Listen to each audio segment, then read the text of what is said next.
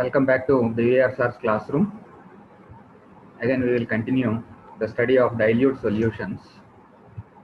And today we will try to complete these dilute solutions, and topics which I am going to cover is osmosis. Already we started in the previous class. Osmosis, it is the flow of solvent from low concentration to high concentration, which is separated by a semi-permeable membrane. Okay, so that process is called as osmosis.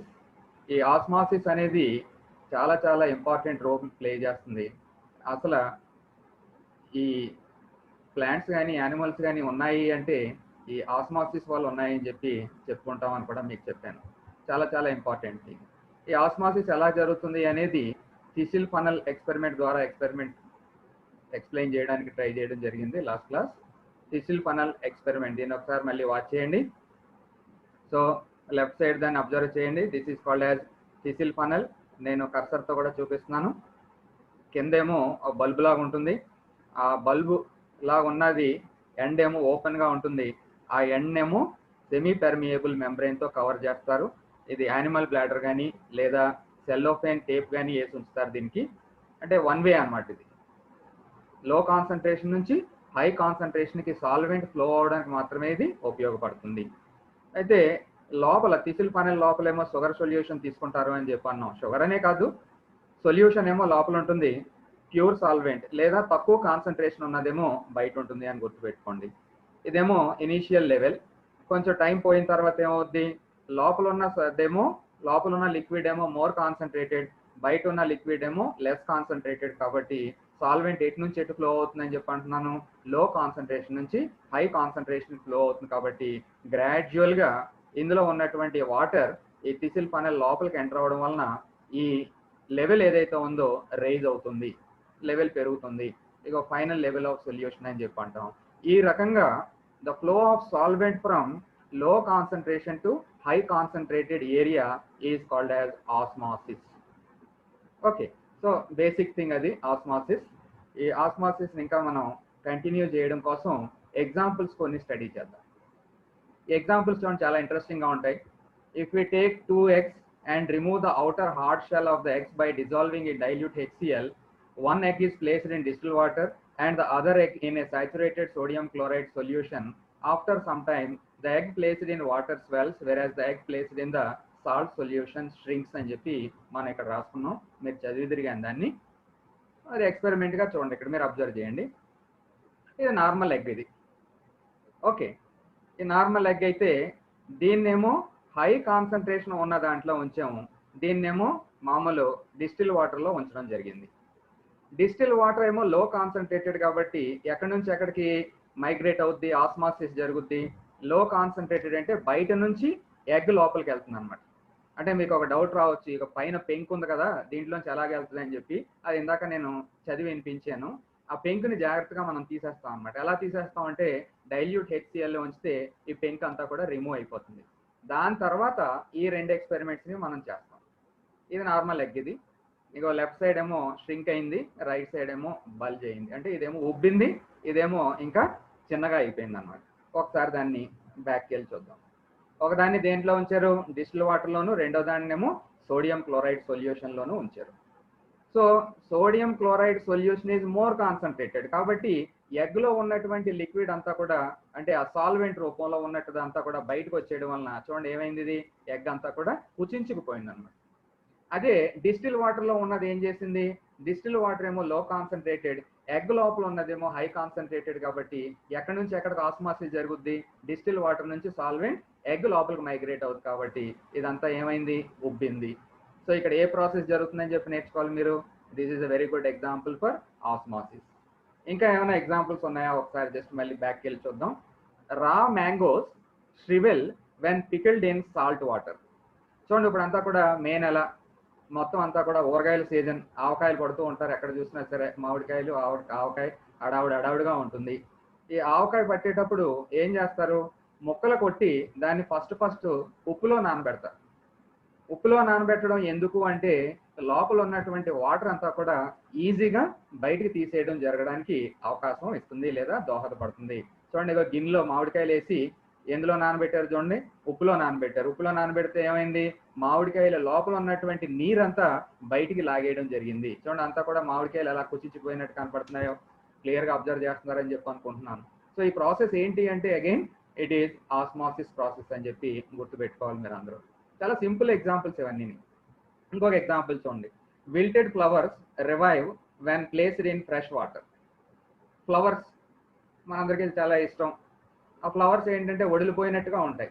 అలా వడిలిపోయినట్టుగా ఉన్నటువంటి ఫ్లవర్స్ని తీసుకొచ్చి వాటర్లో కానీ కొంచెంసేపు ఉంచామనుకోండి, ఏం జరుగుతుంది, కొంచెం ఎంతో కొంత మళ్ళీ ఫ్రెష్నెస్ ఆ ఫ్లవర్స్లో చూడడం జరుగుతుంది. మనం ఆ ఫ్రెష్నెస్ ఎందుకు వచ్చింది అంటే ఆ వాటర్ ఏదైతే ఉందో ఆస్మాసిస్ వల్ల మళ్ళీ ఈ ఫ్లవర్లోకి ఎంటర్ అయ్యి ఈ వాటర్ అంతా కూడా ఎంటర్ అయ్యి మళ్ళీ దానికి జీవం వచ్చినట్టుగా మనం కనపడడం జరుగుతుంది. Another example for osmosis. ఇలా మనం నేచర్లో ఎన్ని ఎగ్జాంపుల్స్ అన్నా చెప్పుకోవచ్చు. నేను చెప్పేటప్పుడు మీకు లెసన్ చెప్పేటప్పుడు చెప్పాను, ఎక్కడో మొక్క యొక్క వేరు చివర ఉన్నటువంటి సెల్ కణం ఏం చేస్తుంది, అక్కడ దొరికేటటువంటి నీరుని ఎంత పైన ఉన్నటువంటి, అంటే సుమారు కొన్ని మొక్కలు అయితే 100 మీటర్స్ కూడా పైన ఉంటాయి, అంత పైన ఉన్నటువంటి మొక్క యొక్క చివరి ఆకు వరకు కూడా చేరవేస్తుందంటే అక్కడ జరిగేటటువంటి ప్రాసెస్ ఏంటండి, that process is nothing but osmosis. Okay, ఇవన్నీ కూడా గుర్తుంచుకోండి. బయాలజీ స్టూడెంట్స్ బాగా తెలుసు ఆ విషయం. అసెంట్ ఆఫ్ శాప్ అని చెప్పి అంటారు. దానికి మీకు ఎక్స్పెరిమెంటల్ డిటర్మినేషన్స్ అవి కూడా మీరు నేర్చుకుంటారు. దాన్ని ఇక్కడ అప్లై చేయండి ఆస్మాసిస్. ఓకే, సో ఎగ్జాంపుల్ మళ్ళీ స్లైడ్ చూపిస్తున్నాను నేను. ఎగ్ ఎగ్జాంపుల్ ఒకటి, తర్వాత ఏమో పికిల్, ఆవకాయ, మామిడికాయతో ఆవకాయ చేసేటటువంటి ఎగ్జాంపుల్ ఒకటి. మీరు అంటే ఇలాగా డయాగ్రామేటిక్గా చూపిస్తే మీరు బాగా గుర్తుంటుంది, రాయడానికి ఈజీగా ఉంటుంది అని చెప్పి ఈ రకంగా స్లైడ్స్ చూపిస్తున్నాను మీకు. తర్వాత what is osmotic pressure. So osmosis అంటే ఏమని నేర్చుకున్నారు మీరు, the flow of solvent from low concentrated area to high concentrated area is called as osmosis. Then what is osmotic pressure means the minimum pressure that is required to prevent the process of osmosis. Osmosis జరగకుండా ఆపడానికి కావలసినటువంటి ఈ minimum pressure ఏదైతే ఉందో దాన్ని మనం osmotic pressure అని చెప్పి పిలుస్తాం. ఇక్కడ ఈ ఎక్స్పెరిమెంట్ ద్వారా కూడా మీకు చక్కగా ఎక్స్ప్లెయిన్ చేయొచ్చు. దీన్ని అబ్జర్వ్ చేయండి. రైట్ సైడ్ ఇందులో ఉన్నది, ఈ కంటైనర్లో ఉన్నదంతా కూడా ప్యూర్ సాల్వెంట్ అనుకోండి, అంటే లో కాన్సన్ట్రేటెడ్ సొల్యూషన్. లెఫ్ట్ సైడ్ దాంట్లో ఉన్నదేమో సొల్యూషన్. సొల్యూషన్ అంటే సమ్వాట్ హై కాన్సన్ట్రేషన్, అంటే మోర్ దెన్ సాల్వెంట్, ఎంతో కొంత కొంచెం ఎక్కువ కాన్సన్ట్రేషన్ ఉంటుంది. Now these two solutions are separated by semi permeable membrane. ఈ సెమీ పర్మియబుల్ మెంబ్రెయిన్ అనేది కాపర్ ఫెర్రోసైనైడ్ ద్వారా కానీ లేదా యానిమల్ బ్లాడర్ ద్వారా కానీ కొలాడియం ఈ టైప్ ఆఫ్ సబ్స్టెన్సెస్ ద్వారా తయారు చేస్తారు దీన్ని. ఓకే, ఇది సెమీ పర్మియబుల్ మెంబ్రెయిన్ ద్వారా సెపరేట్ చేయబడింది కాబట్టి ఏం జరుగుతుంది, osmosis takes place.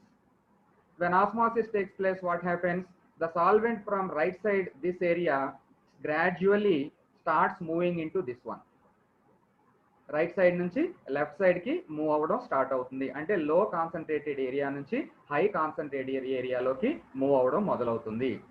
ఓకే, అలా మూవ్ అయినప్పుడు ఏం జరుగుతుంది, ఇది పిస్టన్ అనుకున్నారనుకోండి, ఈ పిస్టన్ హైట్ గ్రాడ్యువల్ గా పెరుగుతూ ఉంటుంది. ఓకే, సో ఇక్కడ ఆ ప్రెషర్ ఎంత ఉంది అంటే పి అట్మాస్ఫియర్ ఉంది అని చెప్పి చెప్పుకుంటున్నాం. ఇక్కడ ఆస్మాసిస్ జరగకుండా ఆపడానికి కావలసినటువంటి ఆ మినిమం ప్రెషర్ ఏదైతే ఉందో దాన్నే మనం ఆస్మాటిక్ ప్రెషర్ అంటాం, and it is denoted by the letter pi. I hope you got the explanation regarding this. So the minimum pressure required to stop this process of osmosis is called as osmotic pressure. Okay, దాన్ని మీరు ఎలాగైనా రాయండి, మీకు ఎలాగ అర్థమైతే అలా రాయొచ్చు.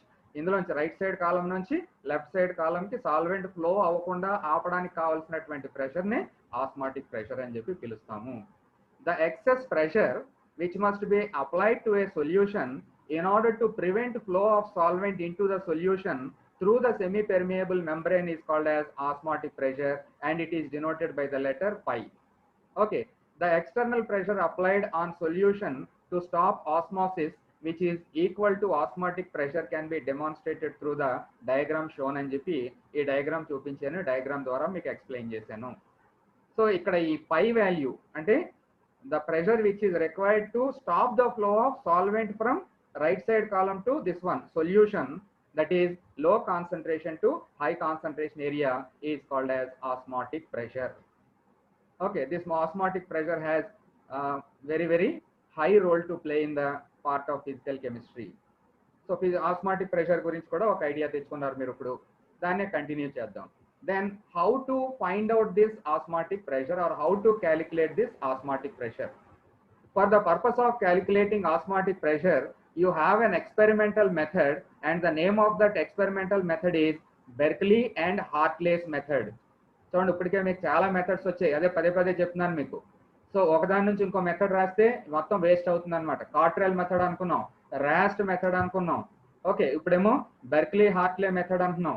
ఏ method దేనికి వాడతాం అనేది చాలా కేర్ఫుల్గా ఉండాలి.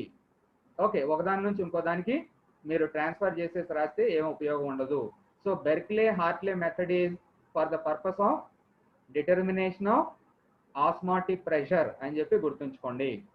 What is this Berkeley Hartley method? Osmotic pressure ఈ బెర్క్లీ హార్ట్లే మెథడ్ ద్వారా ఎలాగ డిటర్మైన్ చేస్తారు? So for the purpose of determining osmotic pressure by Berkeley Hartley method, an instrument or apparatus is required, and that apparatus is called as osmometer. It is commonly called as osmometer. ఆ ఆస్మోమీటర్ ఎలా ఉంటుంది ఏంటనేది ఇక్కడ slide లో చూడండి. చాలా చక్కటి diagrams అన్ని కూడా మీకు అరేంజ్ చేశాను. చాలా క్లియర్ గా చూడడానికి అందంగా ఉంటుంది, అలాగే మీరు నేర్చుకోవడానికి కూడా చాలా ఈజీగా అర్థమవుతుంది. దీన్ని ప్రాక్టీస్ చేయండి చక్కగా. ఇగో చూడండి, ఇది ఒక ట్యూబ్ సెంటర్ లో ఉంటుంది. ఇది మీరు రౌండ్ గా ఉంది అని ఊహించుకోండి. ఇది మొత్తం అంతా కూడా సెటప్. ఓకే, సో ఆ రౌండ్ గా ఉన్న దాంట్లో మధ్యలో ఉన్న ట్యూబ్ ఏంటి? ఇది ఒక ట్యూబ్. ఇది ఈ ట్యూబ్ లో ఏముంది అంటే ప్యూర్ సాల్వెంట్ ఉంది. ఫర్ ఎగ్జాంపుల్ వాటరే అనుకోండి. This pure solvent, this entire tube is connected to reservoir. Solvent reservoir connect చేసి ఉంచారు. సాల్వెంట్ రిజర్వాయర్ లో స్టాక్ ఉంటుంది అనమాట, లిక్విడ్. సో ఇక్కడ అయిపోతూ ఉంటే మళ్ళీ మళ్ళీ ఆ రిజర్వాయర్ లోంచి సాల్వెంట్ ఇందులోకి రావడం జరుగుతుంది. ఇదేమో క్యాపిలరీ ట్యూబ్, దీనేమో మెనిస్కస్ అని చెప్పి అంటాం. అంటే లెవెల్, ఆ లిక్విడ్ లెవెల్ ఎంతవరకు ఉంది అనే దాన్ని మెనిస్కస్ అని చెప్పి పిలవడం జరుగుతుంది. ఇదేమో ఇన్నర్ ట్యూబ్. ఇన్నర్ ట్యూబ్ కాకుండా ఇంకేముంటుంది? అవుటర్ ట్యూబ్ ఉంటుంది. And that outer tube is made up of metal, and that it is called as metallic jacket. ఇదేమో లోపల ఉండిపోతుంది, ఇదంతా కూడా బయట రౌండ్ గా ఉంటుంది అని చెప్పి అన్నాను. ఓకే, అయితే ఈ బయట ఉన్నటువంటి జాకెట్ లో ఏం తీసుకుంటాం అంటే మనం సొల్యూషన్ తీసుకుంటాం. ఏ సొల్యూషన్ అయితే ఆ సొల్యూషన్ మనం ఇందులోకి తీసుకుంటాం. ఓకే, ఈ సొల్యూషన్ ఉన్నటువంటి మెటాలిక్ జాకెట్, ఈ లోపల ట్యూబు, ఈ పోర్సిలిన్ ట్యూబ్ ఉంది కదా, ఇది ఈ రెండునేమో దేని ద్వారా సపరేట్ చేయబడి ఉంటుంది అంటే సెమీ పర్మియబుల్ మెంబ్రెయిన్ ద్వారా సెపరేట్ చేయబడి ఉంటుంది. And that semi permeable membrane is made up of copper ferrocyanide CU2FeCN6. Semi permeable membrane, semi అంటే హాఫ్, పెర్మియబుల్ అంటే అలో చేసేది, మెంబ్రెయిన్ అంటే పొర, అర్ధ ప్రవేశపు పొర అని చెప్పి పిలుస్తాం తెలుగులో అయితే. సో ఈ సెమీ పెర్మియబుల్ మెంబ్రెయిన్ ఏం చేస్తుంది? వన్ వే ట్రాఫిక్ గా యాక్ట్ చేస్తుంది. అంటే సాల్వెంట్ ఎందులోకి వెళ్ళగలదు? సొల్యూషన్ లోకి వెళ్ళగలదు, కానీ సొల్యూషన్ నుంచి మళ్ళీ సాల్వెంట్ లోకి ఏమి రావడానికి అవకాశం ఉండదు. ఓకేనా? సో మనం ఇప్పుడు ఎక్స్పెరిమెంట్ స్టార్ట్ చేసాం అనుకోండి. ఎక్స్పెరిమెంట్ స్టార్ట్ చేస్తే ఏమవుతుంది? సాల్వెంట్ లోంచి సాల్వెంట్ మాలిక్యూల్స్, అంటే ఈ మధ్య ట్యూబ్ లోంచి సాల్వెంట్ మాలిక్యూల్ గ్రాడ్యువల్ గా సొల్యూషన్ లోకి మైగ్రేట్ అవడం మొదలవుతుంది. ఓకే, ఎలాగా? త్రూ సెమీ పెర్మియబుల్ మెంబ్రెయిన్ అలా మైగ్రేట్ అవుతూ ఉంటుంది. అలా మైగ్రేట్ అవడం వల్ల ఏమవుద్ది? ఇక్కడ ప్రెషర్ పెరిగి నెమ్మదిగా పిస్టన్ పైకి వెళ్ళడం జరుగుతుంది. ఓకే, సో ఈ పిస్టన్ పైకి వెళ్ళడం జరుగుతున్నప్పుడు ఏం చేస్తామంటే మనం ఇక్కడ ఈ మెనిస్కస్ లెవెల్ కాన్స్టెంట్ గా ఉండేలాగా మెయింటైన్ చేస్తూ ఇక్కడ ప్రెషర్ ఎంత ఉంది అనేది ఫైండ్ అవుట్ చేస్తాం. ఇంకో ప్రెషర్ గేజ్, ఆ ప్రెషర్ ఎంత ఉంది అనేది ఫైండ్ చేస్తే వచ్చేటటువంటి ప్రెషర్నే మనం ఆస్మాటిక్ ప్రెషర్ అని చెప్పి పిలవడం జరుగుతుంది. This is the experimental setup. చాలా easy experiment. Okay, osmotic pressure can be determined experimentally by means of an apparatus called as osmometer.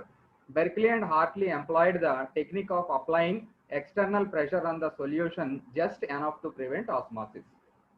The osmometer consists of a porcelain tube with copper ferrocyanide membrane as a semi-permeable membrane ananu, deposited in its walls, is enclosed in a metallic jacket.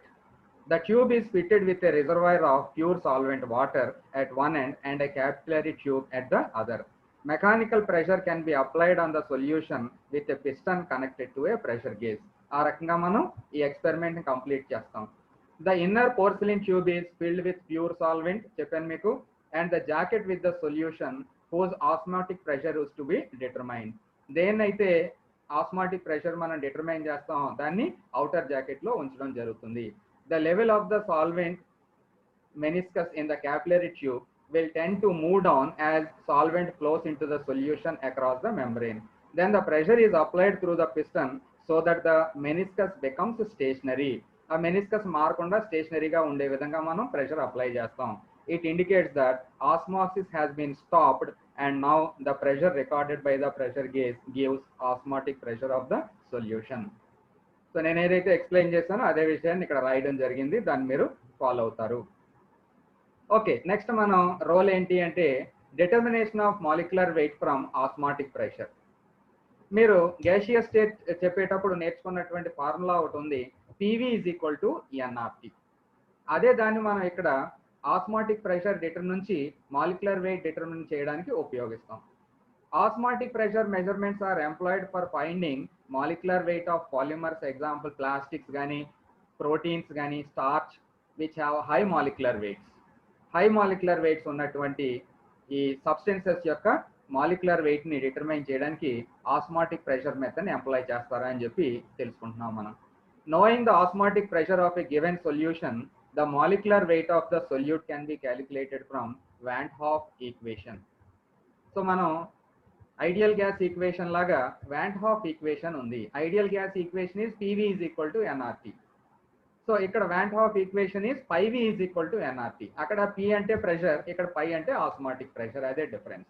So πV is equal to NRT, that will be equal to N is nothing but number of moles. Number of moles is weight by molecular weight. కాబట్టి formula ఏమవుతుంది, small w by small m కానీ capital M ఏదైనా రాయొచ్చు, RT అవుతుంది.